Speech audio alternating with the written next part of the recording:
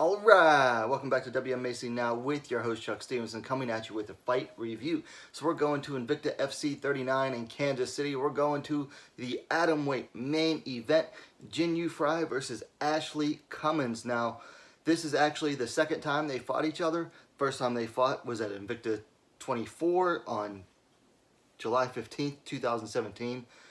Frey won that fight via unanimous decision. This was supposed to be a championship bout. It technically still was. Jinh Frey was the champ. She lost her title on the scale. She missed weight. However, Ashley Cummins was still eligible for the title. So if Ashley Cummins won, she could win the title. If Frey wins, title remains vacant. Okay, so the first round. Low kick landed early for Frey, followed by a quick exchange of punches. Another Frey low kick is followed by another exchange. A couple of knees landed by Cummins in the clinch, and a punch on the break by Frey. Another clinch by Cummins, and then another big punch by Frey on the break. Both fighters traded a pair of kicks to the body, and Cummins came forward looking to land combos, while Frey continued to land kicks in the final minute. Second round, both fighters threw heat early, exchanging punches and body kicks. Frey ducked under for a takedown, but settled for the clinch against the cage. Two exchanged knees, and Smashley landed a big elbow on the break. A heavy inside low kick for Frey. A combo by Cummins was backed up Frey, who answered with missed punches and a body kick. Two heavy lefts landed for Frey, and Cummins clinched and ate a knee that opened a big cut above her eye. It was not a big cut, but it was big enough, I guess.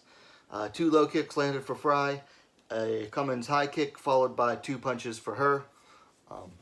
And then Cummins gets dropped by a right hand to the chin, but stands. And this right hand, it was like perfectly timed, perfectly aimed. I mean, she went down quick, but she was able to get back up to stand, and the two clinched.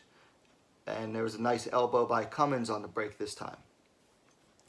Third round, a Frey left hand rattled Cummins, who came forward with a punch combo and an elbow into the clinch. Some knees and short punches by Cummins in the clinch, and then Frey broke it with an elbow. Cummins started to try setting up her punches a little more, but Frey countered with a body kick. There's an exchange of punches, and then an inside low kick for Cummins, and then a combo and a kick landed for Cummins as well. They clinched, and Cummins threw some knees and more short uppercuts. And then a right hand by Cummins as they broke the clinch. And then Frey threw a nice liver kick. Cummins pressed forward some more as Frey circled around. That was pretty much how a lot of the fight went, was Ashley coming forward, Frey circling and countering. Then I have another Frey kick answered by Cummins' right hand, and then two big punches landed for Frey at the end of the round. Going into the championship rounds, fourth round, Cummins pressed forward with combinations and kicks. Frey answered with kicks to the body and lead leg. More punching combinations by Cummins, and then a high kick missed for Frey. From there, Cummins threw leg kicks and started throwing the right hand more. An exchange of knees in the clinch, followed by foot stomps from Cummins, and then they broke and returned to the center. Several short exchanges followed, and both fighters started throwing heavy in the pocket the last 30 seconds. So definitely the action picked up that last 30 seconds there. And then round five.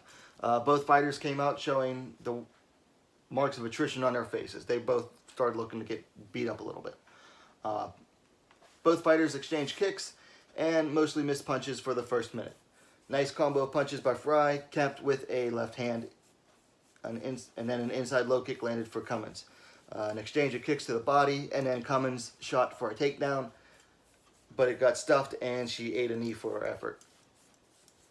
Striking chess match ensued, both looking for openings and picking their shots, with a high kick landing for Frey. And then a big left hand landed for Frey, and they briefly clinched and threw knees. Both came forward and threw in the closing seconds. So it went to the judges, and Jinh Frey won via unanimous decision, which means that the atomweight title stayed vacant. some of my notes I had was that, the fight was largely uneventful. And by that, I meant that there was no big moments in the fight. Like, even when Frey got the knockdown in, I think, the third round, like, it wasn't like that big of a moment because, Smashley got right back up. So there was no big moments. Like, the fight itself was largely uneventful, but I still thought it was an interesting fight to watch. It stayed on the feet the entire time, which even the commentators mentioned was the exact opposite of their first fight. And it was a really interesting battle for me, I thought, of volume versus power. Cummins threw more volume, but Frey definitely had the power. Like, every big shot that Frey landed left a little bit of an impression on you. Like, definitely, I thought must have left an impression on the judges. The first couple times I watched this fight, I was like, this decision could have gone either way. And then last night, I think I watched it for the third or fourth time, just to refresh my memory, because I wrote my notes down over a week ago. But I watched it last night just to refresh my memory, and I was like, nah, Frey definitely won this fight.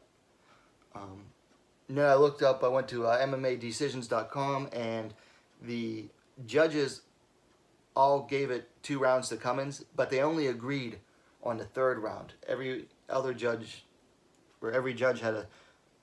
gave a different round to Cummins other than the third. All right, so things to work on. For Cummins, she was having a hard time getting within Frey's range. I would say work on her entries and finding openings for her strikes. And then as for Frey, she had a really low output, and I thought it cost her in the middle rounds. Obviously, particularly the third, which all the judges agreed that Cummins won that round. So sometimes Frey just doesn't put her foot on the gas in fights. I thought this was one of them. I think she definitely could have made a heavier statement here.